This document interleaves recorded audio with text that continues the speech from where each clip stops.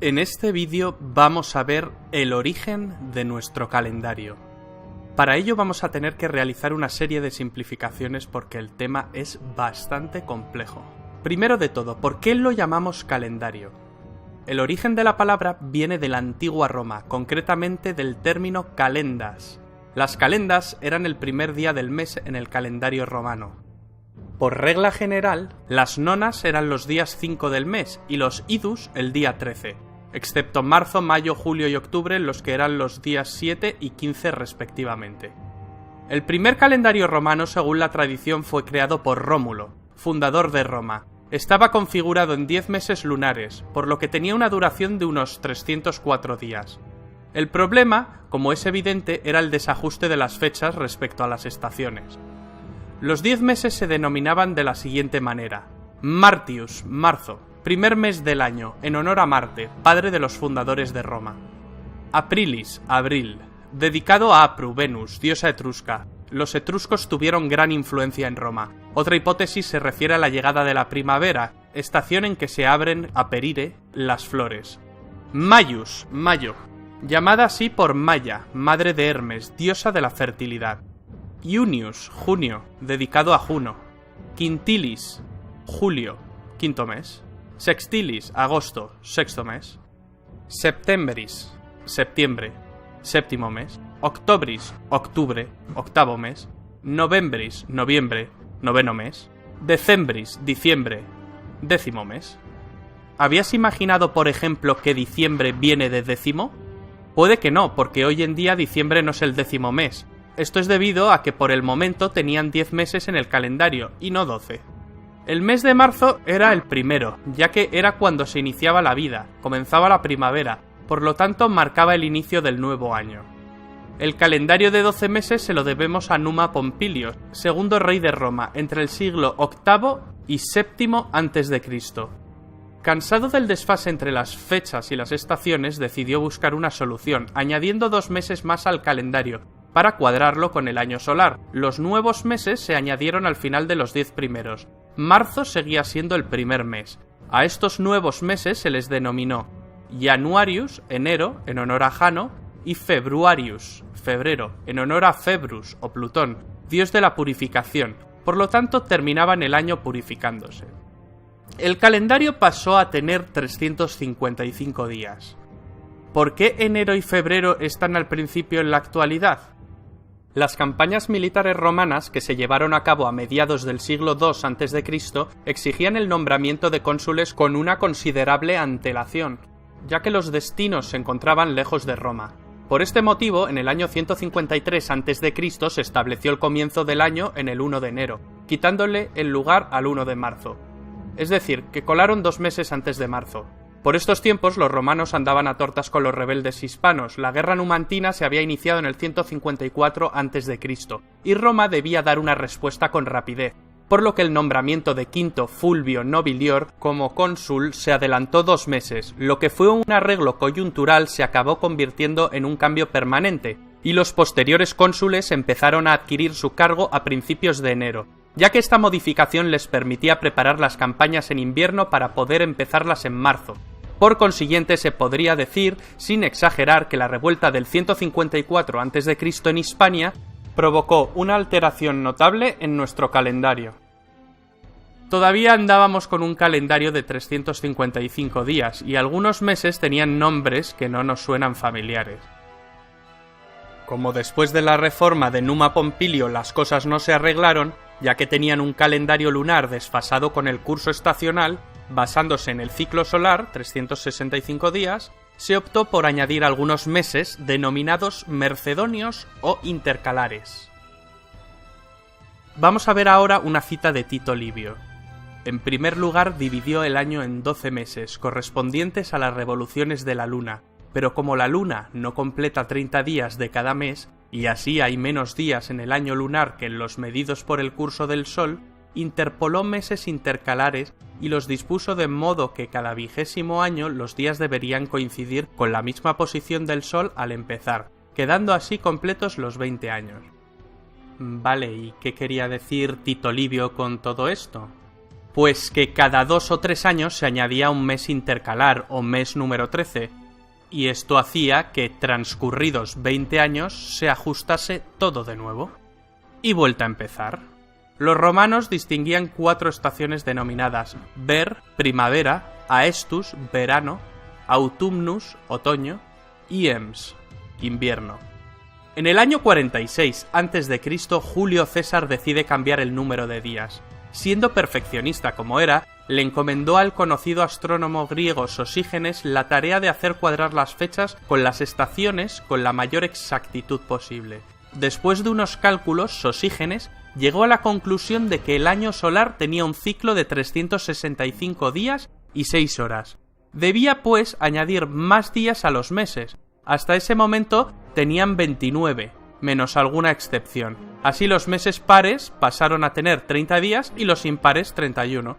Esto daba 366 días, por lo que le quitaron uno a febrero, que quedó en 29 días. Además, cada 4 años se añadiría un día a febrero para completar el déficit de 6 horas anual en el calendario. En vez de añadir el día a final de febrero, se intercaló un día entre el quinto y el sexto día antes de las calendas, o sea, entre los días que hoy son el 23 y el 24 de febrero. Ese día adicional fue llamado bis sextus dies antes calendas martias, o sea, segundo día sexto antes de las calendas de marzo.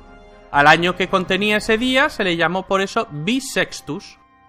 ¿Y por qué se complicaron tanto la vida y no lo añadieron al final o en todo caso después del 23 de febrero?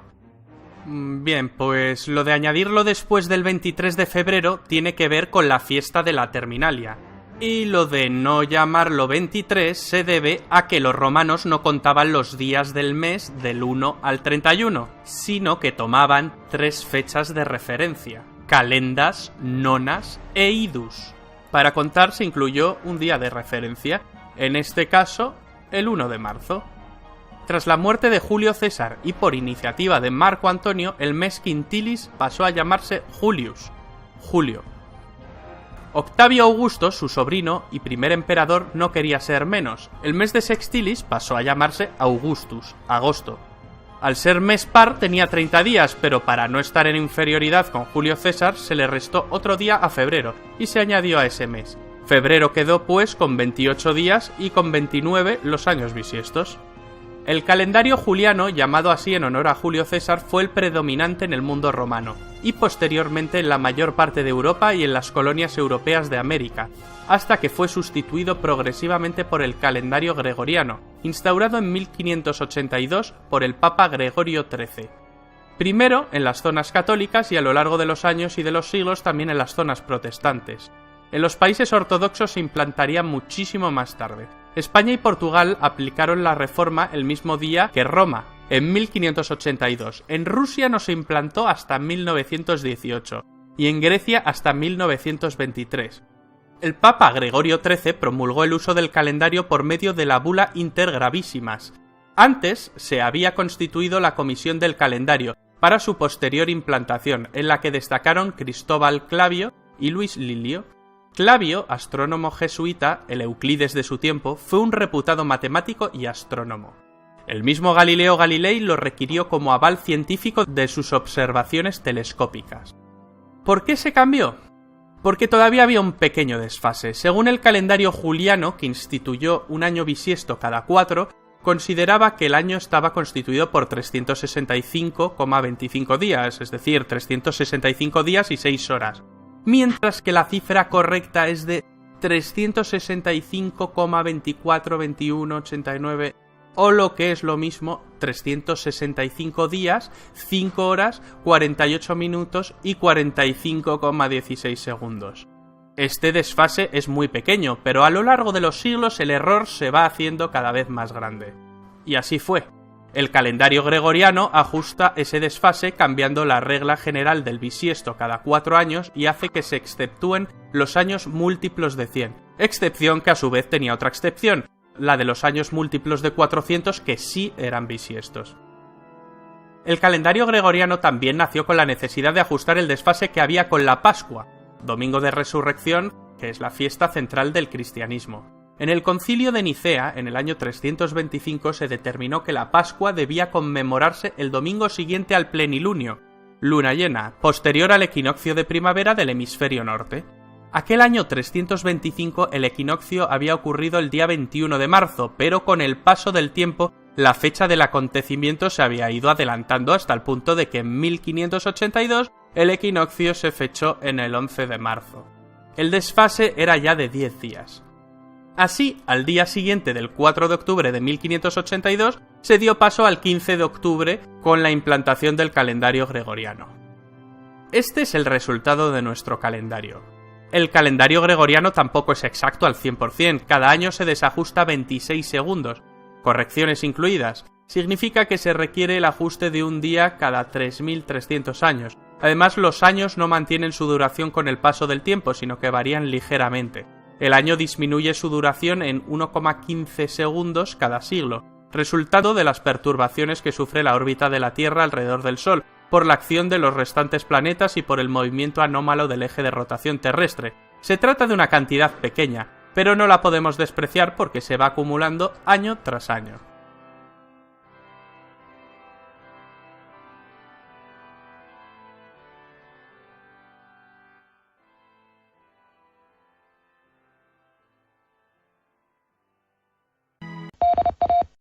Atención. Cargando programación. Códigos secretos, iniciando. Escuché lo que te iba a decir. Hace 4 siglos atrás se festejaba 1 de año a mediados de marzo, en coincidencia con el equinoccio de la primavera vernal. Mi nombre es Leandro Pena y te invito para que analicemos juntos la historia del año nuevo. Adelante.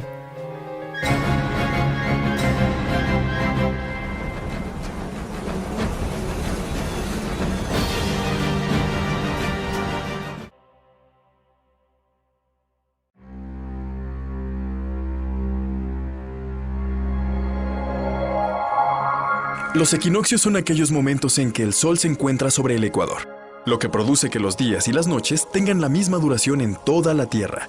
Esto normalmente se ve en el equinoccio de primavera, marzo 21, y en el de otoño, septiembre 22, 23.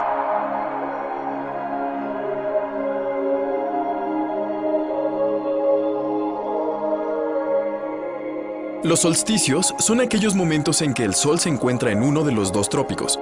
Esto sucede el 21 de junio y el 21 de diciembre.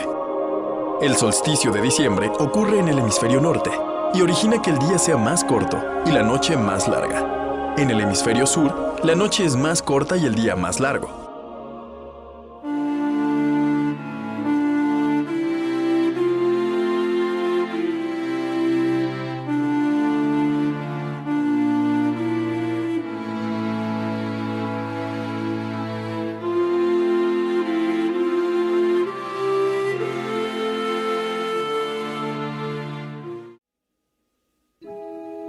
El año nuevo comenzó a festejarse el 1 de enero hace relativamente poco tiempo. Fue el Papa Gregorio XIII quien lo dispuso en 1582 para todos los países católicos al inaugurar el calendario en vigencia que sustituyó el juliano.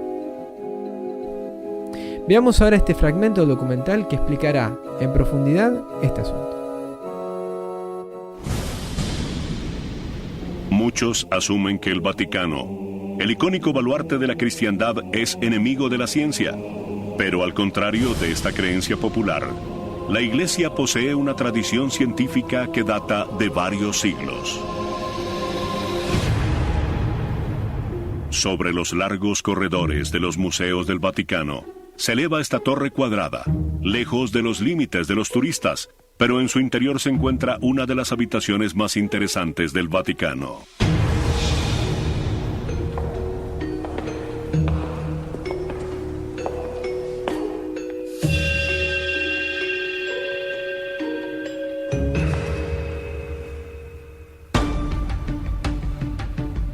Se le conoce como la Torre de los Vientos y fue construida en 1580.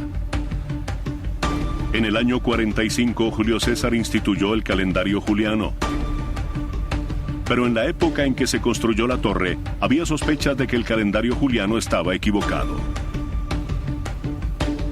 Esta habitación es un instrumento científico creado para mostrarle al Papa que el antiguo calendario juliano estaba equivocado. Esta habitación se diseñó para comprobar la exactitud del calendario, midiendo la altitud del Sol al mediodía en función de las estaciones meteorológicas. Al mediodía, el Sol proyecta un punto de luz cerca de este meridiano. En el equinoccio de primavera, el rayo de sol debía caer en este símbolo grabado en el piso, pero llegado el momento, el rayo cayó afuera. Ello demostró que el calendario estaba equivocado. Un año solar era 11 minutos más corto de lo que se había planteado. Con el paso del tiempo, esos minutos se tornaron significativos. Un día por siglo no causaba muchos problemas, pero ya después de 15 días comenzaba a sumar. Por lo tanto, el Papa Gregorio XIII ordenó eliminar 10 días del mes de octubre de 1582 del calendario. También decretó que el año nuevo comenzaría el 1 de enero y no al final de marzo como estaba establecido.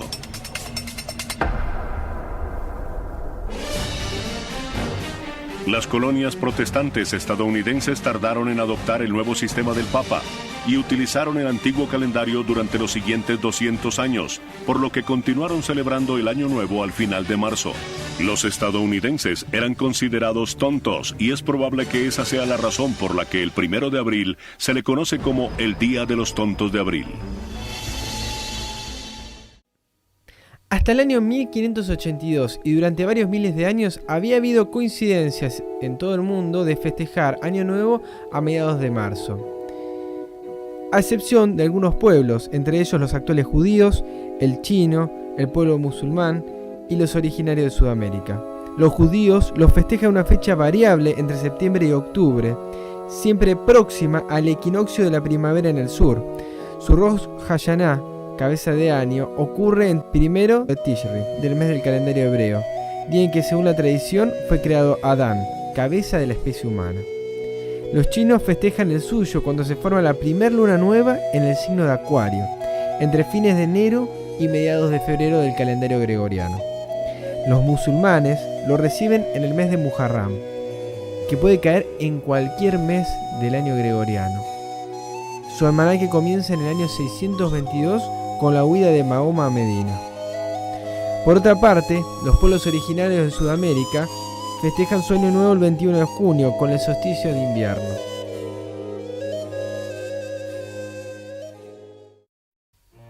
Ahora, fuera de estos pueblos, todos los demás estados católicos y sus colonias dejaron la tradición de comenzar el año a mediados de marzo para seguir las órdenes del Papa.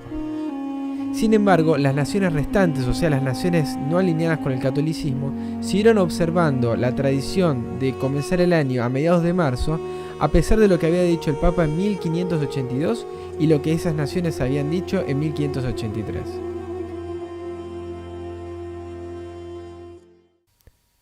Por ejemplo, fue el caso de Gran Bretaña, que recién en el siglo XVIII adoptó el calendario gregoriano.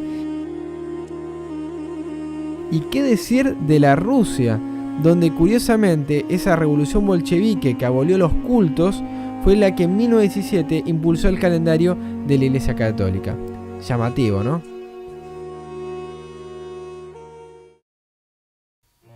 Como puede verse, a pesar de que parezca una novedad celebrar principios de año a fines de marzo o principios de abril, debería ser completamente al revés. Debería ser una novedad comenzarlo el 1 de enero.